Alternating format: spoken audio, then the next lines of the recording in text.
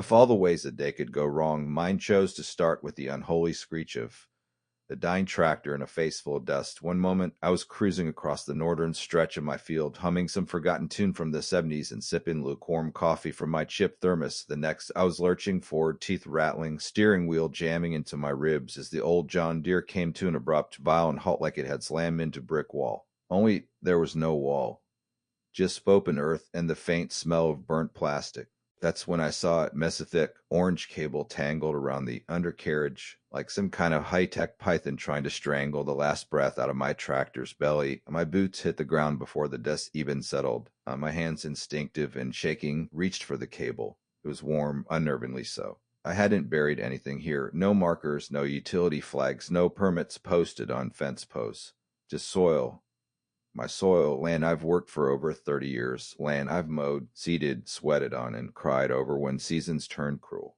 And now this alien thing lay across it, smug and silent like it belonged. I squatted and traced the cable to the tiny plastic tag, white weatherproof, stamped with corporate logo I didn't recognize and serial number that meant even less. The thing kept going, slithering along my field like vein under the skin, pulsing with entitlement. I pulled out my phone, thumbing through county websites, permit boards, utility notifications. Nada. Zilch. Not whisper about new installations or fiber runs. It was as if the ground itself had swallowed the paperwork.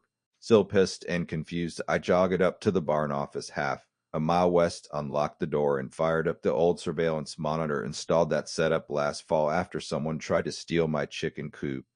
Yes, the whole coop. Birds and all. I scrubbed through the last week of footage, watching nothing but raccoons and rain for hours until I saw it. 3 mornings ago, 5:12 a.m., 2 unmarked white trucks rolled up. No logos, no IDs, just quiet engines and clear sense of purpose. A crew of men in reflective vests poured out like a special ops team on a caffeine bender. They didn't knock. They didn't hesitate. They started digging, methodical, fast, like they knew they were somewhere they weren't supposed to be and didn't plan to linger. They laid spools of orange cable in trenches as clean as surgical cuts. It felt surgical, in fact, precise, efficient, cold. I watched the footage twice, then again, rage rising each time. It wasn't just the damage to my tractor, or even the trespassing. It was the certainty of it, the confidence in their movements, the quiet calculation that no one would stop them, that no one would notice, that the owner of the land, was irrelevant. You ever get that feeling? Like the world's moving on top of you, not around you, like someone penciled over your name and started writing their own story in bold ink. I know most people would have called the cops, maybe even the county inspector, but I called Randy. My old buddy Randy is a bit of local legend. Keeps a bug out bag in his truck and swears pigeons are government drones. He's half crazy, 3/4 paranoid, and sometimes, God help me, the sanest man I know. He showed up with lawn chair, flashlight, and bag of beef jerky. Sat next to the exposed line like he was babysitting it, chewing and thinking in silence. That save, he muttered after a while, or the hoe. I laughed until I realized he wasn't joking, and I stopped laughing real fast, as if it was the hoe. I was in more trouble than I thought. Our local hoe has been stretching its limbs over the years. What started as few simple rules about lawn height and mailboxes had bloated into quasi-government beasts. They'd taken over trash contracts, road maintenance, even local Y access for the whole neighborhood. Slowly, steadily, they pushed their reach right up to my property line. Never over, just close enough to breathe on my fence. They hated that my land stood independent, that I was the last ungoverned speck of dirt in an otherwise Hoa-ruled zone. And suddenly, Randy's theory didn't seem so far-fetched, like clockwork, cursive old in black. Shiny, unapologetic. Karen, yes, that Karen. The Ho president with clipboard sharper than her smile. She stepped out like she owned the ground beneath her, marching toward me in business heels in condescension. Hello, good, you found the installation, she said like it was goddamn birthday present. Installation, I growled. You mean the cable that destroyed my tractor, the one trespassing through my field? Her lips barely twitched. Technically, it's a community project. We voted to expand high-speed internet. It's for the greater good. I blinked. Karen, this is my land. I didn't vote on anything. And you sure as hell didn't ask me if you weren't using it, she replied, waving dismissive hand toward the open field. It's just empty. It's not spare bedroom, Karen. It's not up for grabs. Her eyes narrowed. Let's be reasonable. Your property is the only path the cable could take to reach the main road. We assumed you'd understand. Understand what? I said. that you could dig through my livelihood and profit off it without even knock on the door. It's not like we built house on it. You're damn right. Because if you had, I'd be tearing it down with backhoe by now. The thing is, I knew bluff when I heard one. Karen was trying to sound official, legal, safe. But there was something brittle in her voice. Crack in the armor. She hadn't expected to be caught that night. Lydia came over. She's my cousin, a land use attorney. And when I say she treats zoning law like blood sport, I mean she thrives on it. Give her topo map and cup of black coffee, and she'll tear you apart before sunrise. And that's exactly what she did. No permits, no right-of-way, no easement, nothing. It laid that cable on my property without single line of legal authority. And it got worse. They didn't just trespass. They'd signed lease agreement with regional internet provider claiming rights to my land. They were collecting monthly fee from that company, using my field as source of passive income without paying me damn cent. I stared at the printouts Lydia laid on the barn table. I didn't know whether to scream, laugh, or both. I think I did both. So let me get this straight, I said finally, voice low and dangerous. They stole access to my land, then leased it out. Lydia nodded, eyes gleaming. That's fraud, plain and simple. You can sue. Or she didn't need to finish that sentence. I already had better idea. You see, I grew up believing in boundaries. Not just fences and lot lines, but the kind of invisible lines you don't cross without asking respect. That's what it's about. But some people like Karen, think they're entitled to everything they see. They think community is blanket excuse for theft wrapped in smile. But here's the thing about old farmers.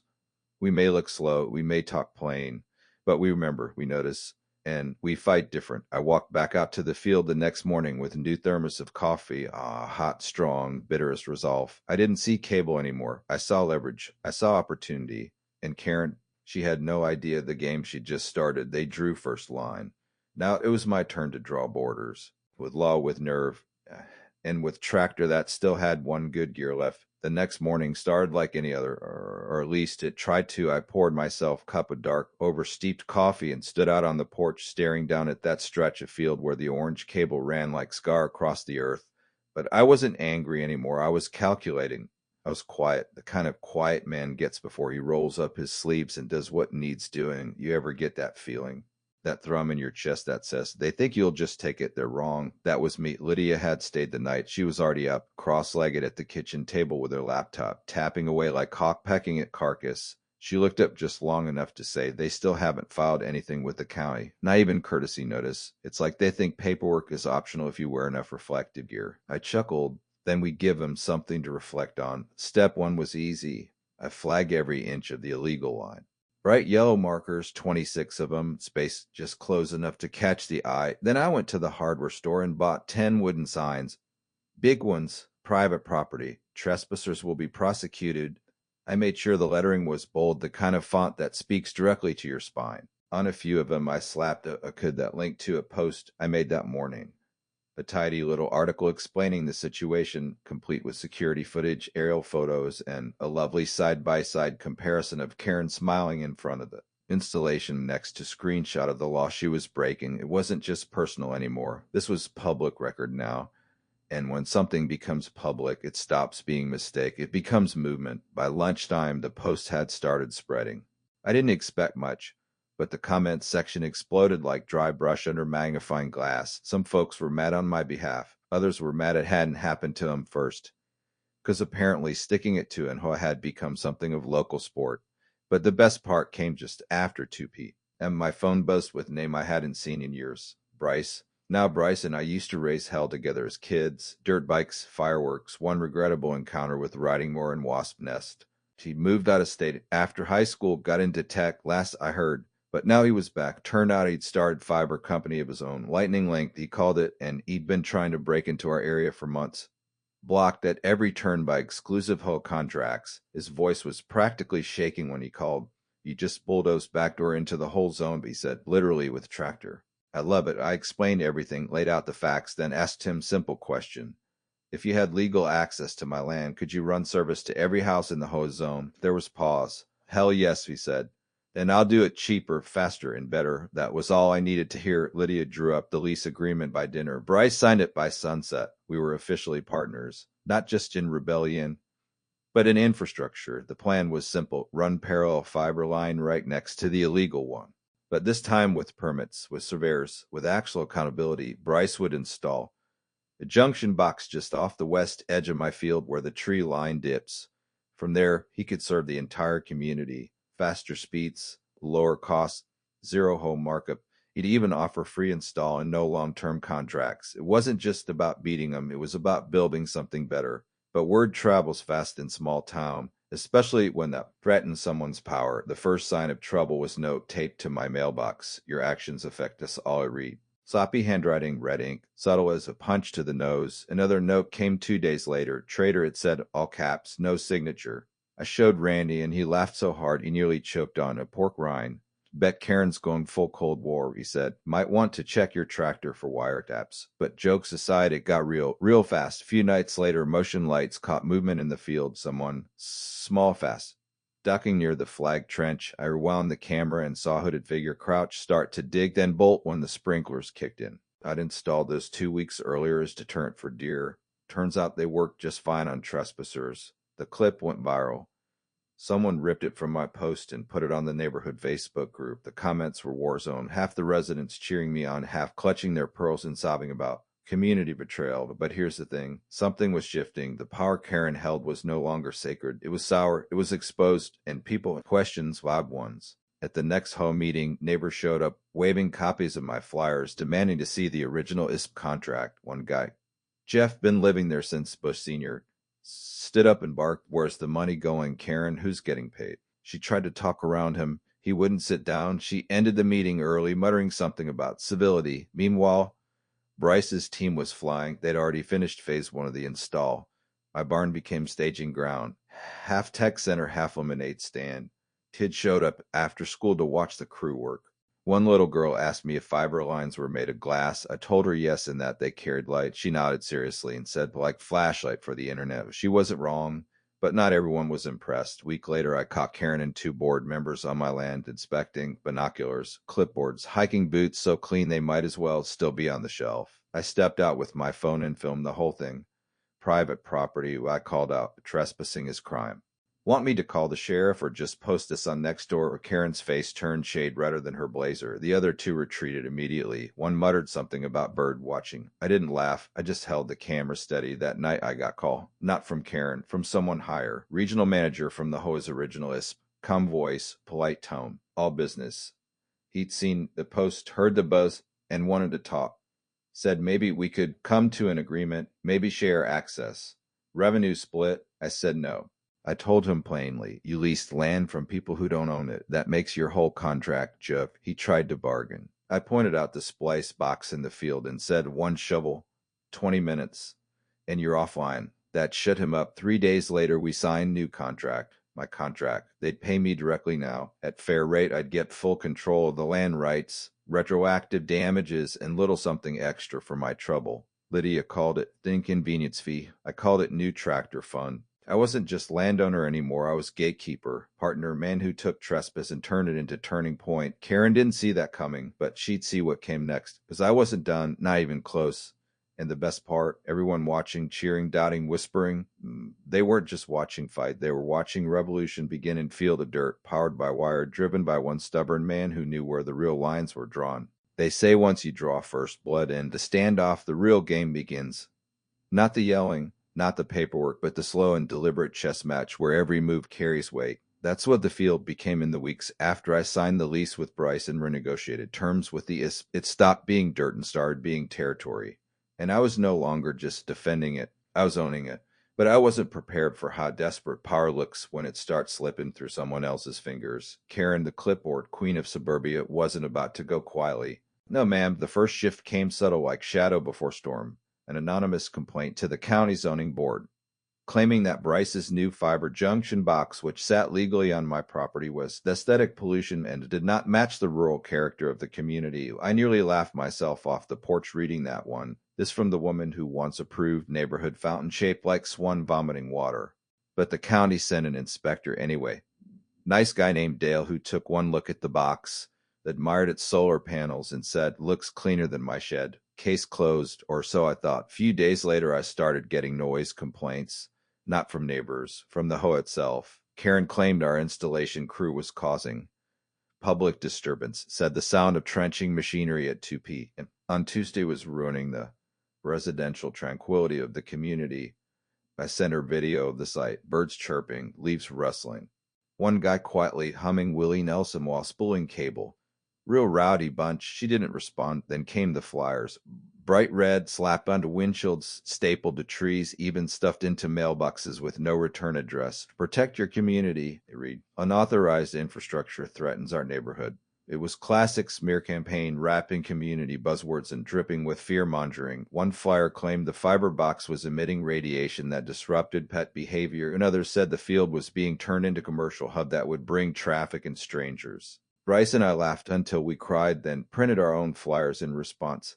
Bright blue, clean font bullet points and facts. Faster speeds, lower bills, no home markups. Coming soon, with or without their blessing. We handed them out door to door, spoke at neighborhood DBs, even gave short talk at the local church's Tuesday supper club. People listened. Some were skeptical, sure, but more than a few whispered thank yous when no one was looking. We're tired of being nickel and dime of decisions being made behind closed doors. What they needed wasn't just internet. They needed proof that resistance was still an option. The real shift happened the day Greg came knocking.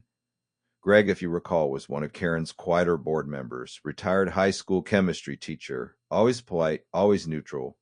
But that day he showed up with manila envelope and look in his eyes like someone who just found out Santa isn't real. I can't do it anymore, he said, voice trembling. They're lying to everyone. And I've got the receipts. Inside that envelope were meeting minutes, internal emails, financial breakdowns. All the skeletons. Turns out not only had the HOA been illegally leasing land they didn't own, they'd also been pocketing kickbacks from the ISP and funneling it into community improvement fund that somehow always seemed to benefit Karen's pet projects. Like her marble office desk or the HOA retreat in Aspen, Lydia's eyes lit up when she saw the documents. This isn't just overreach, she said. This is fraud. We can burn them with this, but we didn't go straight. Port, not yet. Instead, we built something better. I launched a website. Nothing fancy, just plain and clean. I called it Karengate. It had everything. Scanned documents, maps, timelines, annotated footage. It wasn't rage. It was evidence, transparent, undeniable, and public. The site went viral in under 24 hours. Suddenly, this wasn't just my fight. It was everyone's. Neighbors who had once rolled their eyes at HOA drama started reading, talking, demanding answers. At the next HOA meeting, the crowd didn't just show up. They surged in like tidal wave. People brought folding chairs, lawn signs, even protest t-shirts that said things like, Cable Cowboy rides again, man, my internet, my choice. Karen tried to call for order, but the gavel slipped from her hand and cracked against the desk, as if even the furniture had given up on her. Jeff, the 12-year resident who once confronted her over finances, stood up again. This time armed with printouts from Karengate and portable speaker playing this video on loop. Where's the money, Karen? He asked. She froze. Where's the money? The crowd echoed. Someone in the back shouted, I want my HOA fees refunded. Another person yelled, resign. The vote came fast, unanimous. Karen was out just like that. The board dissolved within the week. Greg took over as interim treasurer. Jeff became communications director. And me? Well, they offered me an advisory position. Said I had nose for sniffing out bad deals and the spine to say no. I accepted, with one condition. No infrastructure projects without vote from every property owner affected ever again. But the final blow came not from court, not from votes, but from Bryce. With the new legal clarity, he proposed something bold. Let's go bigger, he said. Not just this neighborhood. Let's connect 3 more. Use your land as the hub. It would require permanent micro station. Solar-powered, self-regulating, and scalable. I'd get equity, long-term revenue, and seat on the advisory board of the fastest-growing local ISP in the state. 2 weeks later, we broke ground. The day we placed the first panel, local news crew, they called it Quiet Revolution in Rural Connectivity. I called it Payback with Interest. Rumor had it Karen moved out, sold her house at a loss to a young couple who installed a flamingo in the front yard and renamed their Y network to No Diokable Karen. Lydia and I laughed so hard she nearly dropped her lemonade. The truth is, this chapter wasn't just about cables or lawsuits or one angry man with a tractor. It was about lines, visible and invisible, the kind we draw in dirt, the kind we draw in contracts, and the kind we draw in the hearts of people. I only realized they've been taken for granted. When that junction box hummed to life, it wasn't just data flowing through it. It was proof that when you stand up, when you speak out, When you fight with facts and fire and little rural stubbornness, entitlement doesn't get the last word. You do. It didn't take long after Karen's fall from grace for the dust to start settling. But if there's one thing I've learned living this long and working this land, it's that power doesn't just disappear. It morphs, hides, waits. And people like Karen, they don't quit, they regroup. They strike from shadows. You don't turn woman obsessed with HOA bylaws and uniform mailbox colors into harmless neighbor overnight. So I wasn't surprised when the first nuisance report came through. The county clerk called me personally, half laughing as he read it aloud. According to the new complaint, the lightning link microstation was emitting electromagnetic waves of unknown frequency, which allegedly caused everything from migratory confusion in local birds to dog barking at unusual hours. I asked the clerk if the form came with tin foil hat attached. He said not officially, but I wouldn't rule it out. Then came the second punch. An anonymous tip to the fire marshal claiming our fiber cables were improperly grounded and posed in ignition risk during dry season. Never mind that it had rained for 5 straight days or that the cables were buried deeper than a 401k secret. The fire inspector showed up, scratched his head, admired the installation, and told me it was the clean work he'd seen in 2 counties. Still, I could feel the tension crawling back into the field like smoke before flame. Karen might have lost the vote, but she hadn't lost her bitterness. And she wasn't alone. Few of the old guard board members were still lurking, quietly planting seeds of doubt in the neighborhood like bad gossip in church potluck. We'd gone from scandal to siege, and it was working little. Some folks who'd once cheered now got shy. A few who'd signed up for Lightning Link started asking about cancellation policies, worried about community harmony, and what if we get sued? The fear of rocking the boat runs deep in folks, especially those who've spent lifetime trying to keep things orderly. I don't blame them. But I wasn't about to let few whispered doubts undo everything we'd built. So we shifted tactics. If fear spreads in the dark, we turned on the lights. I organized an open house. Literally, we set up folding chairs right there in the field next to the humming micro station. Bryce brought a projector. Lydia baked pies, grilled hot dogs. We called it Fiber and Freedom Fest and printed flyers with picture of the micro station wearing sunglasses. It was half joke, half manifesto. Over 50 neighbors showed up. Some brought their grandkids. One guy even brought his banjo and played Take Me Home Country Roads while Bryce gave talk about how fiber optics work. And I'll tell you something, nothing disarms suspicion like watching 6-year-old explain latency while holding lemonade. That night, as the sun dipped low and the crickets started warming up, I took the makeshift stage in, told the story from the top, the busted tractor, the orange cable, the lies, the fight. I kept it simple, plain spoken, but I didn't hold back. I told them about the forged documents, the misuse of HOA funds, the private deals made in the name of community. And then I said this. They thought this field was just dirt. They thought it didn't matter. But when someone lays something in your soil without asking, that's not mistake, that's declaration. And we answered. That speech made the rounds. Bryce cut clip from the projector footage and uploaded it. Within days, it had thousands of views. Comments rolled in from other states. Folks asking how to push back against their own HOAs, how to reclaim their land, their decisions, their voice. And that's when the letters started arriving. Real letters, not emails. Envelopes with stamps, handwritten scrawls from Tennessee, Idaho, Oregon, even veteran in Alaska. Most of them said the same thing. You reminded me that I'm not powerless. I'd never meant to be simple. I just wanted my land respected. But suddenly I was being called a network rebel and fiber cowboy. One guy sent me sketching me holding coiled Ethernet cable like lasso. I hung it in the barn. For all the cheers, though, the opposition didn't stop. Karen still lurking in exile like some hoe Napoleon. Filed lawsuit. Not criminal. Civil. The claim. Obstruction of common access. Unauthorized business activity. And my personal favorite. Willful disruption of community cohesion. Lydia nearly spilled her coffee laughing when she read it. You can't just declare someone else's land as common access by typing it in Times New Roman, she said. Still, she got to work. We countersued hard. Trespassing, civil fraud, misuse of authority, tax evasion. Since the HOA hadn't properly reported income from the secret ISP deal, Lydia went into full beast mode. She built binders. She made charts. She quoted statutes like scripture. When the court date finally came, the room smelled like polish and exhaustion. The judge looked bored. Karen arrived wearing blazer so stiff it could have been armor. Her lawyer looked like he was still figuring out which side of the folder to open first. They tried to spin it, claimed the cable installation was community first innovation, tried to paint me as an angry landowner with grudge. But then Lydia stood up, and Lord, she brought the thunder. She laid out timelines, played footage, dropped emails like bombs.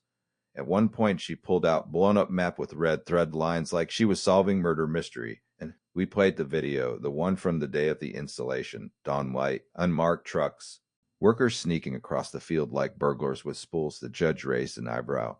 Did you obtain consent from the landowner prior to installation? Karen stammered. We assumed. The judge repeated. That's not how property law works.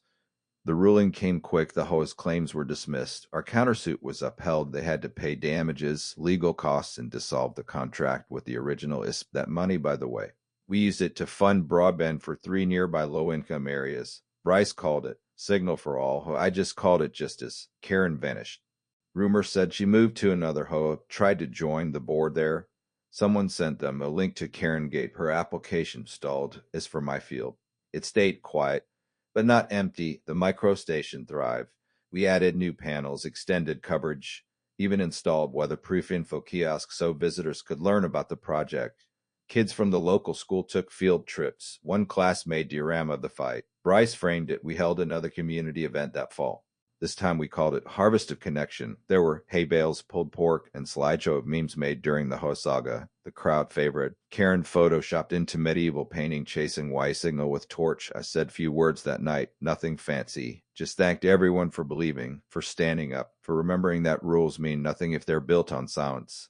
And that land, real land, isn't just something you mow. It's something you defend with your boots, your voice, your stubborn, righteous heart. That's what this chapter became, not just about cable or a contract, but about drawing a line and saying no more, and meaning it. The air smelled different after the court ruling, not like victory, more like reclamation. It was the scent of freshly turned earth and cold morning dew on field that no longer felt stolen. The soil seemed to breathe again, as if it too had been holding its breath through the months of tension, complaints, lawsuits, and late-night trespassers. That field wasn't just property anymore. Proof that when someone tries to walk over you, you can dig in, plant your boots, and make them trip. The first thing I did after the settlement check cleared was simple. I bought a new shovel. Not because I needed it, I had 4 already. But this one was ceremonial. I drove it into the dirt right next to the old cable trench, the one they thought I'd forget. We left that cable in the ground. By the way, legal said we had to, for record keeping. But I liked the idea of it staying there dead and buried, a fossilized mistake beneath the feet of the community finally awake. I put up a new sign nearby. Caution, former HOA ego zone. Someone later added doodle of Karen's face with devil horns in Sharpie. I didn't erase it. Funny thing was, I barely heard from Karen again. Not directly. Word was she moved 2 counties over and tried to start fresh. Some young couple bought her house. Real lively folks. Painted their porch lime green, built a little skate ramp in the driveway, put out lawn gnomes with Bluetooth speakers. I dropped off a welcome basket. Local honey, fresh eggs, and note that said, "Welcome to the free zone. Why password?" Nodded at Karen. They laughed. We've been good neighbors ever since. But even as the old HOA fell silent, something else started growing. Momentum. The story had legs, as Bryce called it. Lightning Link's inbox exploded with inquiries from nearby towns, small property owners, rural neighborhoods, sick of overpriced service and invisible contracts. They want to know we did it, he told me one afternoon, spinning his phone in his fingers. Not just the fiber, the fight. They want to know if they can push back too. I leaned back on the porch swing, watching my chickens peck at tangled patch of weeds. Tell them they can. They just need to know who owns the dirt under their feet and act like it. Bryce grinned. That's when he pitched the next move. Bigger infrastructure, regional expansion, new micro station, solar-powered, battery-backed, climate-controlled, permanent, right in my field. I'd keep partial ownership equity. A seat at the advisory table. You wouldn't just be land partner, he said. You'd be central node, fiber backbone. I nodded slowly, letting that sink in, not because I needed the title or the money, but because I knew what it meant. I wasn't just protecting something anymore. I was building it. We broke ground 2 weeks later. No fanfare, just work boots and blueprints. The crew worked fast. Quiet, efficient, respectful.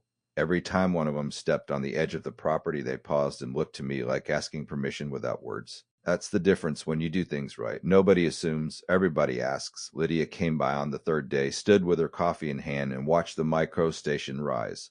This started with busted tractor, she said, smiling. Now look at it. Yeah, I said.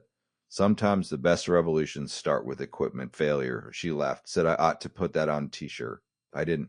But I did have belt buckle made, silver-plated, big as Texas, with little router engraved on it. Wore it to the next block party. Folks called me the cable cowboy. I pretended to hate it. Secretly, I loved it. The first day the station went live, I walked out alone at sunrise. The panels gleamed like polished stone. There was soft, steady, like a heartbeat. I reached down, pressed my palm flat against the concrete base, and closed my eyes. This wasn't just node, it was reminder that entitlement dies when exposed to daylight, that transparency is louder than gossip, that standing your ground is still American as apple pie and stubborn as an old man with barn full of receipts. We had a soft launch that weekend, nothing fancy. Picnic tables, iced tea, kids running through sprinklers. Bryce set up screen and played short video recapping the journey. He ended with slide that re. Built by community, owned by truth, powered by persistence. Someone handed me my... I wasn't planning to speak, but hell, that never stopped me before. I kept it simple, told them we fought not because we hate rules, but because rules without consent aren't rules. Their demands, I reminded them that land isn't just acreage and taxes. It's story, it's family, it's memory. And nobody, no board, no contract, no smug little CV full of bias gets to rewrite your story without your damn permission. People clapped. Some cried. A few came up afterward and shared their own battles about zoning disputes, school board railroads, even guy who'd been fined for planting the wrong kind of hydrangeas. That one got an eye roll from Lydia. But we took every story seriously because now people saw the blueprint they saw. Sanding up looked like, and they wanted in. Over the next few months, Lightning Link partnered with more independent landowners. Arms ranches, even one old drive-in theater lot. We built a map, hand-drawn at first, tracing every new connection back to that one field. The spark that started all, it became more than just an ISP. It became a network of defiance and respect. One day a reporter came by, young guy, wide-eyed, took notes like he was watching folk hero in the wild, asked me if I ever expected to become local icon. I said no. I expected to be left alone. That's what started it. Oh, and you poke a man's land without asking, you wake up something older than paperwork, something rooted. And once it's awake, good luck putting it back to sleep. As winter approached, the trees brown and the field quieted. No more meetings, no more threats, just the station and the occasional sound of hawk cutting the sky. Peace finally, but not the kind that comes from silence, the kind that comes after noise has been earned, battled, and buried like that legal cable, deep and done. Every now and then I still walk that stretch of field at dawn. I pass the sign with Karen's face, still smudged but visible. I think about how close they came to getting away with it, how easily I could have shrugged it off, fixed the tractor, moved on. But I didn't, and because I didn't, that cable didn't become just another oversight. It became beginning. That's the thing about people like us, men who've worked land, raised families, paid taxes, and outlived our own youthful stupidity. We don't need much, just respect, just the truth. And when we're pushed, we don't scream first. We square our shoulders, plant our feet, and say the oldest words in the book. Not on my land, not this time, not ever again.